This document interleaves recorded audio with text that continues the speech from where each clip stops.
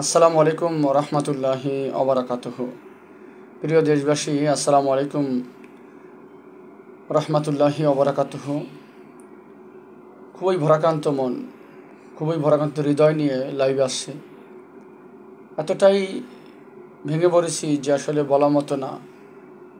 ফেসবুকের যেই পোস্টগুলো দেখতেছি, এই মুহূর্তে বাংলাদেশের কয়েকটা জেলা খুব ব্যাপকভাবে ক্ষতিগ্রস্ত।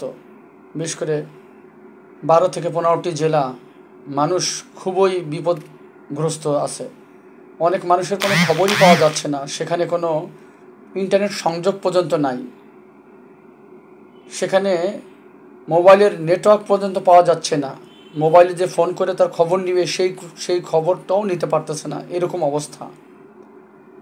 ভারত সরকার আমাদের চিরশত্রু, এটা আমরা আগে থেকেই জানি, কিন্তু এইভাবে তারা যে মানুষদেরকে ক্ষতি করবে, আমাদের বাংলাদেশি মানুষ ক্ষতি করবে, এটা আমরা কখনোই কল্পনা করি নাই। একটা নির্দিষ্ট মাত্রায় যদি তারা আমাদেরকে আমাদের শোষণ করত, তাও আমরা বুঝতাম। পানি বন্যা হতেই পারে, কিন্তু এটা তো কোনো বন্যা না, এটা চক্রান্ত করে এটা করছে, 100% চক্রান্ত। হঠাৎ করে পানি ছেড়ে দিছে। আপনারা দেখছেন যে মানুষ জমিতে কাজ করতেছে, এমনভাবে পানি আসতেছে সেই জমি থেকে উঠতে পারতেছে না, এইভাবে পানি আসতেছে। আমরা বুঝলাম যে তাদের দেশে বন্যা হয়েছে, তাদের দেশে বাড়ি বর্ষণ হয়েছে।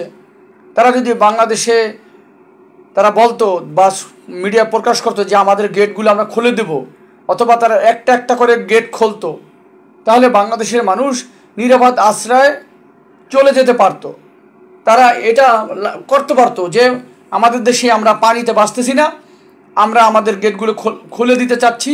আপনারা আপনাদের জানমাল যারা এই গেটের আশেপাশে আছেন, বিশেষ করে ফেনীতে আছেন, কুমিল্লাতে আছেন, চট্টগ্রামে আছেন, সিলেটে আছেন, হ্যাঁ, এই আশেপাশের লোকগুলো যারা আছেন তারা নিরাপদ আশ্রয় চলে যান। আপনাদের ওদিকে হঠাৎ করে বন্যা হয়ে যেতে পারে। এই যদি সতর্ক সংকেতটা দিত, তাহলে মানুষ কিন্তু তাদের জানমাল, গরু বাছুর, গবাদি পশু নিয়ে নিরাপদ আশ্রয় যেতে পারতো। এটা তারা করে নাই। তারা হঠাৎ করে পানিটা ছেড়ে দিছে, যার জন্য মানুষ নিরাপদ আশ্রয় যেতে পারে নাই। অনেক মানুষ মরে গেছে। আপনারা তো দেখতেছেন 10-12 জন খবরে আসছে, কিন্তু এমন খবর আসে না, খবরই কারো নাই। দেখেন মানুষ এখন ওখানে উদ্ধার করতে যাইতে পারতেছে না, এই অবস্থা। রাস্তার উপরে এত পানি হয়ে গেছে যে ওখানে গাড়ি তো দূরের কথা, নৌকা দিয়ে যাইতে পারতেছে না, এত স্রোত। নৌকা নাই, স্পিড বোট নাই, কোনো যানবাহন নাই, চলাচলে কোনো মানুষ 3তলা ছাদে থেকে সাহায্য চাচ্ছে, আমাদেরকে বাঁচাও, আমাদেরকে বাঁচাও। আমাদের বাংলাদেশ সেনাবাহিনীকে আমরা হাজার স্যালুট জানাচ্ছি। তারা আপ্রাণ চেষ্টা করে যাচ্ছে, এবং বাংলাদেশের অনেক সংগঠন তারা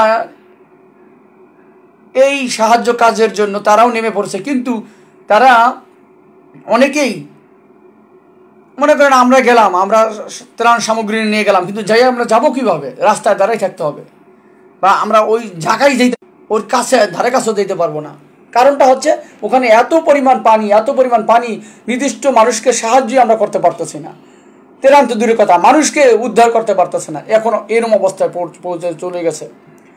তো আমি উদার্ত আহ্বান জানাচ্ছি বাংলাদেশের সকল মানুষদেরকে, আপনারা আপনাদের জানমাল নিয়ে এই ভাইদেরকে সাহায্য করুন। আপনারা যে যেখানে আছেন, আর সুন্নাহ ফাউন্ডেশন রয়েছে, তারা আলহামদুলিল্লাহ চেষ্টা করতেছে। এরকম ইসলামী বিভিন্ন দল রয়েছে, তারা সাহায্য করতেছে। বাংলাদেশ সেনাবাহিনী, বাংলাদেশের কোস্টগার্ড, এরকম তারা সাহায্য করতেছে। এদেরকে সাহায্য করুন। যাদের নৌকা আছে তারা নৌকাটা দিয়ে দিন, যাদের স্পিডবোট আছে তাদের স্পিডবোট দিয়ে দিন।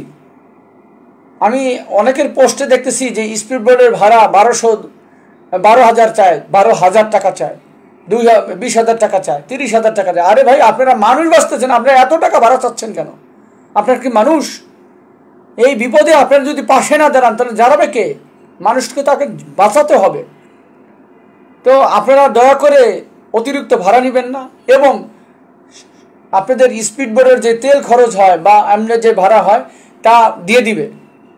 স্পিডবোট দিয়ে সেখানে যান, বা নৌকা নিয়ে যান, ট্রলার নিয়ে যান, যেয়ে তাদেরকে সাহায্য করুন। তো আমরা আমরা চেষ্টা করব ইনশাআল্লাহ এদেরকে সাহায্য করার জন্য। আপনারা যারা আছেন আশেপাশে, আমরা তো অনেক দূরে রয়েছি, আমরা সেখানে যাওয়ার আগে অনেক লোক মারা যেতে পারে। তো আশেপাশে যারা আছেন, যারা এখনও প্লাবিত হন নাই, এখনও বন্যা আক্রান্ত হন নাই, তারা তাদের আশেপাশ থেকে নৌকা, স্পিড বোট, নৌযান নিয়ে যান, লঞ্চ, ট্রলার, যেইভাবে পারেন এই বন্যা আক্রান্ত মানুষদেরকে সাহায্য করুন, তাদেরকে উদ্ধার করুন।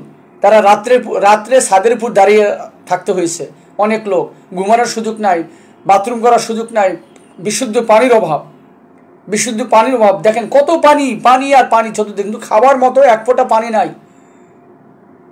হ্যাঁ, পানি চতুর্দিকে পানি, কিন্তু খাওয়ার মতো এক ফোঁটা পানি নাই। কারণ সবগুলো তো বন্যার পানি, দূষিত পানি। তো পানি বিশুদ্ধকরণ ট্যাবলেট এইগুলি এদের কাছে নিয়ে যান, ও খাবার স্যালাইন নিয়ে যান। এখন পানি বাহিত রোগ হবে, মানুষদেরকে বাঁচান। আপনাদের হাতে ধরি, আপনাদের পায়ে ধরি, আপনি যেভাবে পারেন এদেরকে আশেপাশের জেলাগুলোতে তাড়াতাড়ি যান।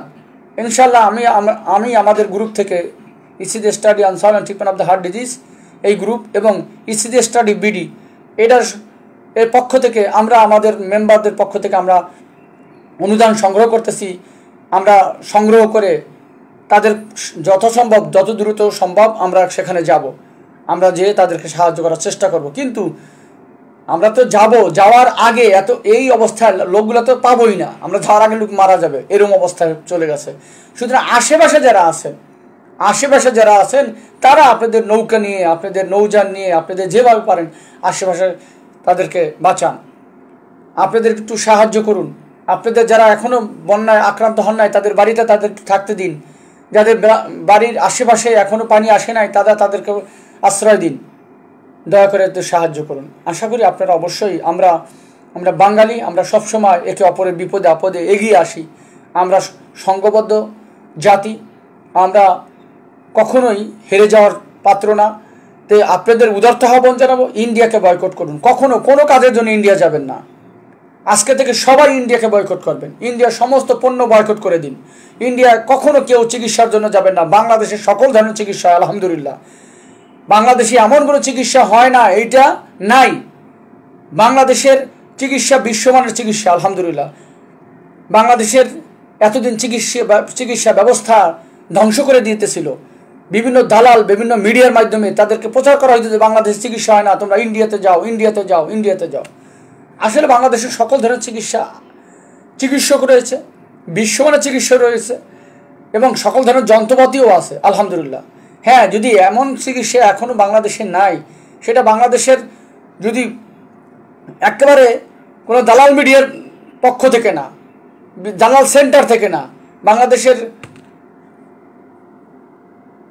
আমাদের ঢাকা মেডিকেল কলেজ হাসপাতাল, আমাদের শহীদ সোহরাওয়ার্দী মেডিকেল কলেজ হাসপাতাল, আমাদের পিজি হাসপাতাল, আমাদের ময়মনসিংহ মেডিকেল কলেজ হাসপাতাল, এইরকম বড় বড় হাসপাতালের যেই রোগ, ওই রোগের বিষয়ে যদি যে হ্যাঁ এই চিকিৎসা নাই, আমার জানা মতে এমন কোনো চিকিৎসা নাই বাংলাদেশে নয় আলহামদুলিল্লাহ, সব ধরনের চিকিৎসা হয়। তারপরও এরকম চিকিৎসা না হয়, তাহলে সেক্ষেত্রে সেটা ইন্ডিয়াতে আমরা যাব না, আমরা পার্শ্ববর্তী দেশ, আমরা চীনে যেতে পারি, আমরা সিঙ্গাপুর যেতে পারি, আমরা থাইল্যান্ড যেতে পারি, এই সমস্ত দেশে যাব। যদি আশা করি আমাদের এমন চিকিৎসা নাই, আলহামদুলিল্লাহ সব হয় বাংলাদেশে। ক্যান্সারের ভালো চিকিৎসা বাংলাদেশে এখন হয়, সারা ওয়ার্ল্ড ওয়াইড মাপের ক্যান্সার স্পেশালিস্ট বাংলাদেশ আছে, ওয়ার্ল্ড ওয়াইড মাপের বিশেষজ্ঞ রয়েছে, যন্ত্রপাতি রয়েছে। হার্টের সকল ধরনের চিকিৎসা, আমি যেহেতু হৃদরোগের চিকিৎসা করি, তো হৃদরোগের চিকিৎসক আমি, আমার জানা মতে বাংলাদেশের সকল ধরনের হার্টের সকল ধরনের কর্মকাণ্ড হয়, সকল ধরনের চিকিৎসা ব্যবস্থা হয়, সকল ধরনের বাইপাস হয়, সকল ধরনের রিং পরানো হয়, সকল ধরনের হার্টের সব কিছু আলহামদুলিল্লাহ হয়, এনজিওগ্রাম হয়, এনজিওপ্লাস্টি হয়, পেরিকার্ডিয়াল সিনথেসিস হয়, হার্ট থেকে পানি বের করে, যেটা আপনার দেখবেন যে এখানে অনেকেই পেসমেকার ইমপ্লান্টেশন, সেটা তো সিম্পল জিনিস, সব জায়গায় হয়, বাংলাদেশের সব জেলাতেই, মানে সব বিভাগেই হয় পেসমেকার ইমপ্লান্টেশন। তো এরকম সকল ধরনের চিকিৎসা বাংলাদেশে আছে। আপনারা ইন্ডিয়াকে বয়কট করুন, ইন্ডিয়ার কোনো কিছু যাবেন না, ইন্ডিয়া ভ্রমণের জন্য যাবেন না। আপনাদের হায়াতে ধরি, পায়ে ধরি, আপনি ভুটান যান, আপনি নেপাল যান, আপনি চীনে যান, আপনি সিঙ্গাপুর যান, বিভিন্ন দেশে, ইন্ডিয়া যাবেন না। যে ইন্ডিয়া আমাদের চরম শত্রু, আমাদের সত্যিকারের নেতা মাওলানা ভাসানী, যার কাছ থেকে আমাদের বঙ্গবন্ধু কি রাজনীতি শিখছে, এরা ছিল সত্যিকারের নেতা।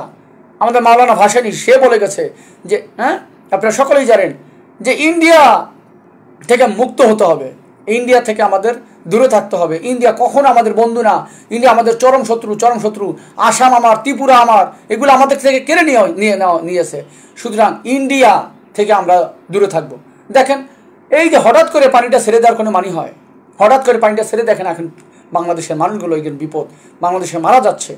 তো আপনাদেরকে বলবো, আপনি ইন্ডিয়ার সকল পণ্য যেগুলো রয়েছে, ইন্ডিয়ার পণ্যর লিস্ট আছে বিভিন্ন জায়গায়, আমরা আমাদের ফেসবুকে গ্রুপে আমি দেখেন পোস্ট করেছি, এগুলো ভিডিও আপলোড দেওয়া আছে।